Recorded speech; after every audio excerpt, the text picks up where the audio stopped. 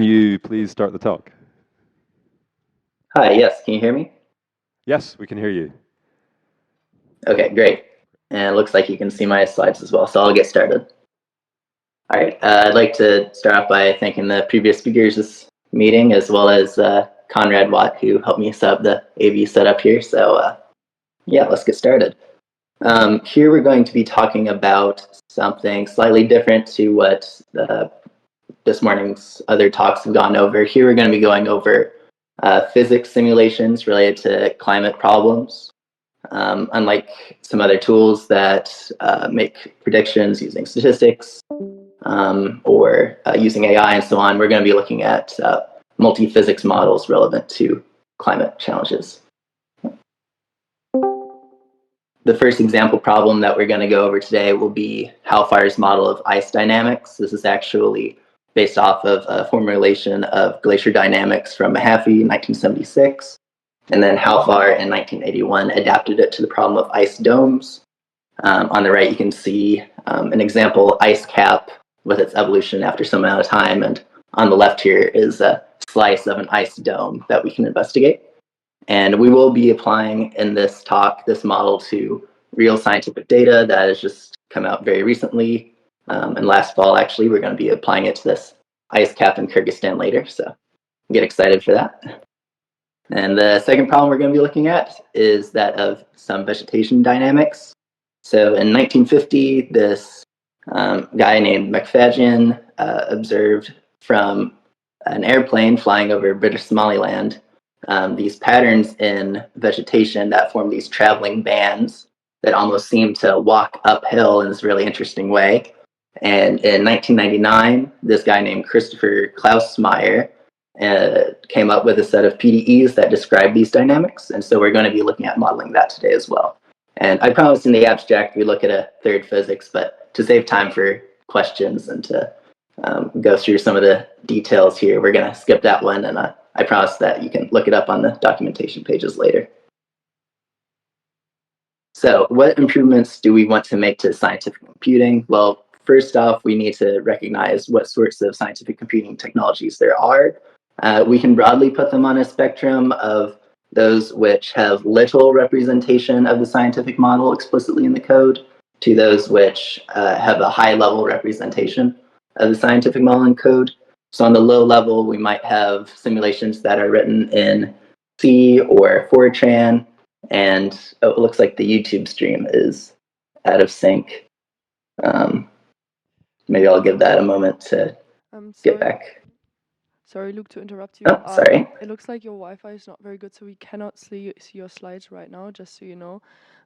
You can continue if you'd like, if you feel like you can explain what you're trying to say without the slides. Otherwise, we have to wait for a bit, and it hopefully changes soon. Okay. I can try switching to a different network, maybe? That sounds great. Okay.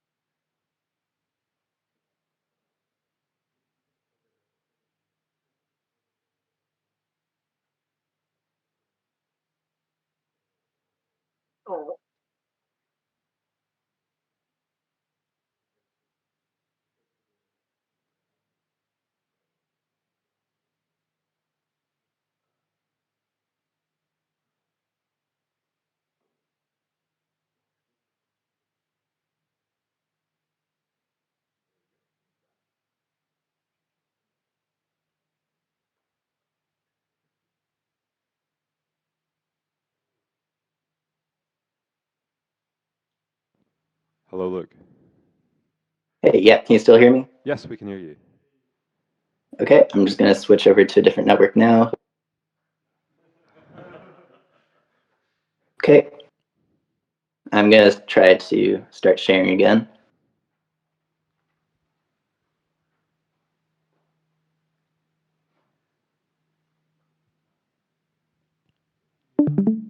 Yep, there we are. Oh, great. Yeah, thank you guys. Yeah, so back to what I was saying, when we look at the spectrum of scientific computing technologies, there are these ones with low-level representations, where it's this low-level code written in C or Fortran, and then there are higher-level representations made using tools like SymBi or some symbolic math capabilities from MATLAB. And we want to ask, well, how can the folks at PROPL help this field? Well, we see that improvements in scientific computing, that low-level code can be made through new languages like Rust that perform some type checking that makes sure that your simulation does what it says it is going to do with certain guarantees. We see that we can also develop embedded domain-specific languages, and then on the other end, we have proof assistants like Coq that aren't going to be used so much for simulations themselves, but for verifying certain aspects of models. So what is the state with respect to the simulations that we're interested in? Well, on one hand, we have very nice and performant open source solutions, such as SU2, where we can solve complicated physics like the Navier-Stokes equations. These sorts of systems are very slow to edit, again, because the code is written in low-level languages where editing the model itself is very tricky to do once you have that handwritten version of that code. Somewhere in the middle, we have tools that are somewhat like mathematics modeling frameworks for doing science.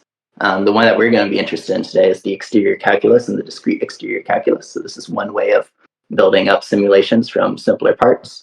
And on the other end of the spectrum, we have these techniques from the applied category theory community, where we can represent physics systems using these very formal representations of string diagrams and similar strategies. So we're going to be looking at how to combine these things to improve the state of the art in scientific computing. What is the discrete exterior calculus? Well, this is one way to visualize it in terms of this de Rham complex. So these nodes in this graph here will be the type of physical quantity that we're running the simulations with. So these symbols that live on this omega naught in this typing system will be values defined on vertices. Those at omega 1 will be those defined at edges, and so on. And these quantities are going to be related using these differential operators from the discrete exterior calculus, namely the exterior derivative, which is this d symbol, which increases your dimension of your physical quantity. And there's going to be this duality that's captured between quantities that live on the primal mesh that we're going to be simulating on and the dual mesh that's used for some of the numeric techniques. And that duality is going to be captured by the Hodge star operator. And so that's what takes us from this top plane here to this bottom plane. And on the bottom right is just a little visualization of what that primal and dual mesh configuration might look like in that 2D case. So how do we use the exterior calculus or the discrete exterior calculus to formulate some physics? Well, here I'm showing you Halfar's equation for ice dynamics, which describes the dynamics of a dome of ice. We can see that there are these components in here. We have variables like h, which is the ice height at particular points. We have quantities like n, rho, and g. We also have literals too. We have mathematical operators like division. And then we also have calculus operators, vector calculus operators, such as the derivative with respect to x, for example. And there are also some implicit operators here, such as multiplication between terms that are written next to one another. And on the bottom here is one way that we can introduce these equations into the discrete exterior calculus. So we can define our differential operators by combining that d and that star operator to create more complex ones. So this star d star pattern that you see is representing a divergence computation, and the d is generalizing that notion of the derivative that you recall from vector calculus. And here I've gone ahead and I've introduced another quantity called gamma. Gamma, whose equation is on the bottom of the page here, is the flow law of ice. So Halfar's equation for ice dynamics actually contains another equation. So what I've done here is kind of plucked it out. And so now this will help us introduce the problem of composing physics systems together. So the first thing we'd want to do is have some way of representing these equations in a computer and then saying that once I have these two systems, I want to associate this gamma with that gamma. Now that seems simple enough, but however, there are also some other symbols that we want to identify with one another. Namely, n is being shared between these two dynamics here. And so this might look simple from a programming language perspective because you're expecting the scope will take care of the fact that this variable n is defined in different places. But when we want to talk about these composable physics systems that are serializable to some format that you can deserialize and simulate, we need to take this problem seriously of how to identify physical quantities with one another from different contexts. So what we might want to do is encode our equations in a combinatorial data structure, and we're going to be using some techniques from applied category theory to make this more formal.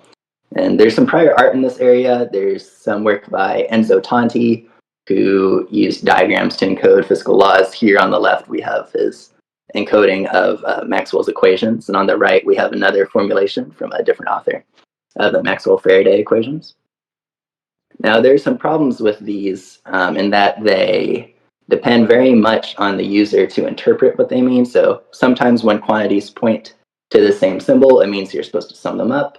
Other times it implies that those quantities are equal, and so on. So we want to try to formalize this using some techniques from applied category theory. And this just kicks the problem down the road a little bit because we still need a way for the scientist to introduce these problems to the user, to the computer, excuse me. So we need a domain-specific language, an embedded one in the Julia programming language in particular. And so this language here is described by this inductive type definition on the left here. And on the right is an example formulation that you can make of those Halfar equations using this domain-specific language. So we see we can tag quantities as being a differential zero form. Remember, that just means it's a value that's defined on vertices in our domain, or we can declare it to be a constant, like the symbol n is here. And we can also write in a composition of operators and the application of operators. And we also have support for binary and unary operators in particular. So now we need also a way of composing our systems together using formal diagrams, and we can accomplish this by using the technique of undirected wiring diagrams. So on the left from algebraic Julia /catlab.jl, we have the definition of a relation diagram, or a UWD, which tells us that we have two physics. Here I call them stress and dynamics, and they're going to be sharing two symbols, gamma and n, together. So once we have this, you might imagine we want to plug in our physics, our combinatorial representation of our physics, into these quantities and identify which symbols from each connect to the symbol in the other combinatorial data structure. So again, how do we represent these combinatorial data structures in the computer? Well, we use this technique called C-sets. These are code pre-sheaves, if you're a category theorist in the audience. On the left is a schema that defines a graph combinatorial data structure. You can see we have this table called E, and it has two columns, source and target, that are valued as vertices. And on the right is an instantiation of that using this illustrative syntax here. We can also use these to encode more complex data structures, such as reaction networks. So on the left, we have these tables for transitions and states and interactions between them. And on the right, we have an epidemiology model of the SEIR model, which again is an instantiation using the schema. So we'd like to apply this technique to the problem of describing physical equations. And so we came up with this formulation on the left here. So we have variables, we have operators, which have a source and a target. Operators have this attribute, a name, which they point to using the dashed arrows. And on the right is an illustration of what one of these in-memory databases looks like. We'll have a table of variables corresponding to these nodes here, operators are visualized as arrows going from one node to another node and so on.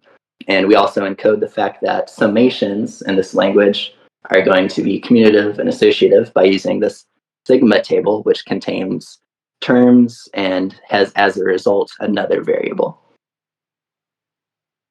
So once we have all these tools together, we have our DSL, we can store our model, we know how to discretize our operators using the Discrete Exterior Calculus, and then we can compile these diagrams down to simulations that we can execute. You can kind of tell that the diagram on the previous page kind of looked like a computation graph, and you'd be right to try to think of it that way. It's a directed acyclic graph. You feed data in at the top, and it bubbles down to produce the update to how you want to model your physical quantities here. So we have here a reproduction of some benchmarks from the community ice sheet model version 2.1, I believe.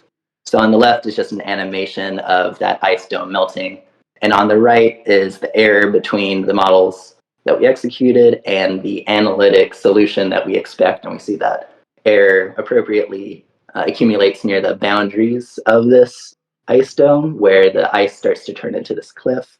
And it's quite hard for Halfar's model to get the correct dynamics there. And I've linked to the benchmark at the bottom of the slide that you can check out later. And here's this execution of the Halfar model on this Grigoriev ice cap. Hello? You can tell that the axes are swapped here. That's my bad, but you can tell that. Can you hear me, Luke? Oh, yes. Sorry, we're just to let you know we're eating into question time now. You were a bit delayed with the presentation there, so I'll leave it there. I'll leave it with you whether you want to take questions now or just finish the presentation. Oh, yes. I'll just quickly go through the whole workflow since we've seen the results now. So now that we have a simulation, we can run it on different manifolds, for example. And these are, this is just a quick example of those Klausmeier vegetation dynamics with the equations on the left, how you can formulate that using the Decapode macro on the right and the composition macro on the bottom right here. And then we can turn this into this computational data structure that we can provide the semantics of the DEC calculus to, and execute it to get that traveling wave pattern that we want to get. And I'll leave it there. Here's where you can find our code. And thank you all.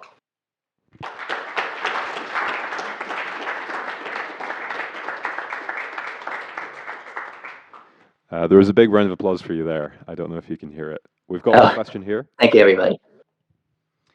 Yes, thanks. Very interesting stuff. I've been dabbling a bit with exterior calculus earlier. So these expressions that you put together, and like the ice equations and so on, I mean, it's not obvious for the reader that they correspond to what you had as the differential equation afterwards. For example, you sort of factored out this gamma thing with an a, and for some reason you had it divided by a inside to the power of n, and then suddenly that's been absorbed somewhere else. I don't know exactly where. And that made me think about types and dimension analysis and so on. Yep. Is this DSL in any way checking that the expressions make sense? Yeah, so what the type checking will do for us is make sure that our differential operators will be valid. So when we try to multiply, for example, a differential 1 form with a differential 0 form, then the system will check that off to see where this multiple came from. That might be a typo on these slides, but I'll double check that for you later. But yeah, so what the type checking does for us is it tells us, oh, you took the derivative of this quantity, but you're trying to multiply it with something that is not a vector-like quantity. And you shouldn't be allowed to do that according to these physical laws that we derive from the de Rham complex. Yeah. Sorry.